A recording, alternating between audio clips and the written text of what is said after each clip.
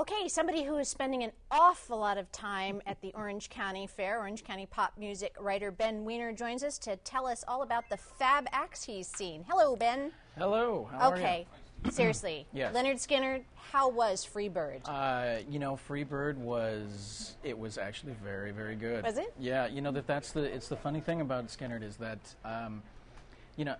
with a lot of nostalgia acts, you just go in with less expectations. Sure. Just go in and sort of expect that you're going to get the hits and not really, are they really what they were 30 years ago? I mean, in Lynyrd Skynyrd's case, there's really only 2 original members left. And yet it's still a really good band. I mean, they still do what they do really well. Freebird went on for, 10, 12 minutes, and the solos went on and on. Yeah, and it wailed. It was still, still exhilarating to hear, especially because you think about it, you don't, if you don't listen to classic rock radio that much, and even if you do, you don't hear Freebird that often, you don't experience it that often. And they do all their other hits. It seemed to be beer night at Pacific. Isn't that every night? No, not with Skynyrd. I'd never seen beer lines so long. It's ridiculous. Aww. It was like you got 2 free beers with your entry. So, yeah, but it was a fun time. Are you looking forward to Tears for Fears, going back a few decades, as you said? Yeah, Tears for Fears should be a good show. They played a couple of years ago when they had a new album out, and they don't have one out now, which, again, in the same case with Skynyrd, it helps their show, I think, in this case. When you're playing something attached to the fair, you're playing something where not your typical concert goer even comes out. They're just looky-loos half the time. It helps if you're just out playing all of your big hits and nothing else. It goes over much better that way at Pacific, whereas Heart is going to play Friday night, and Heart always puts on a good show. I think that one's even sold out already. But Ann Wilson, the singer from Heart, has a new covers album coming out. It's a lot of protest songs from the 60s and 70s that she wanted to revive and bring back. So that's probably bound to take up a good 10, 15 minutes of the show, which that may not drag it down, but when you're there and you're at the fair and you're eating a lot of deep fried food and drinking a lot of beer, Well, the politics mix. do you want to hear the times they are Right. changing? I don't know. So there's a give and take, I think, and I think right now the acts that are doing really well that aren't contemporary acts, the oldies acts that are doing really well, are the ones who are sticking to their classic material.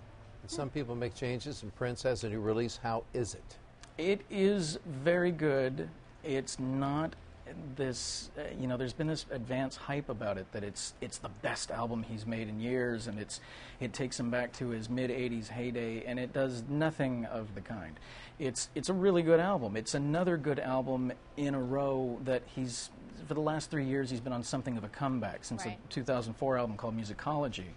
And it's not quite as good as Musicology. It's better than the last one, which was called 3121. It's a little more rock. To my ears, it takes him back to the sound of an early 90s album called Diamonds and Pearls, which was really the last big hit-launching album that Prince made. The thing with Prince is that it's not that his music has gotten so much sharper lately, it's that he himself has gotten sharper. He's brought himself back into the public eye, playing the Super Bowl, doing the shows in Vegas. He's become much more of an entrepreneur and selling himself, which, Yes. for a lot of artists at mid-career or late in their career, he's really showing the way. This is the way to do it. But he's causing a bit of controversy in the way he's selling himself. Are you familiar with the big brouhaha Yeah. in Britain about this Planet Earth handing it out so he could end up on the number one on the charts? And there's, from a journalistic standpoint, is that right? Is that wrong? I don't know. If you're Prince, what a genius move. You just gave away 3 million copies of your album with a Sunday paper in London. I mean, how can you go wrong?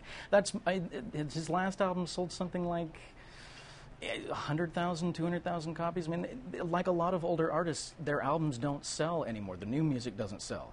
And everybody's sort of hooking up with people. McCartney's last album was hooked up with Starbucks, and that surely got it heard by a lot more people than ever would have bothered if it had just been put out by Capitol Records like anything else. So, why not? Got about 30 seconds left on the. Kind of curious. What's the Lincoln Park is one of the acts coming up. What is this big show? There's a big festival. It's out in Devore at Hyundai Pavilion, the great amphitheater, but the horrible place that is Hyundai Pavilion. And it's the Project Revolution tour with Lincoln Park and My Chemical Romance and several other bands. It should be one of the better festivals of its kind this year. I mean, everybody's been talking about Ozfest because the tickets were free.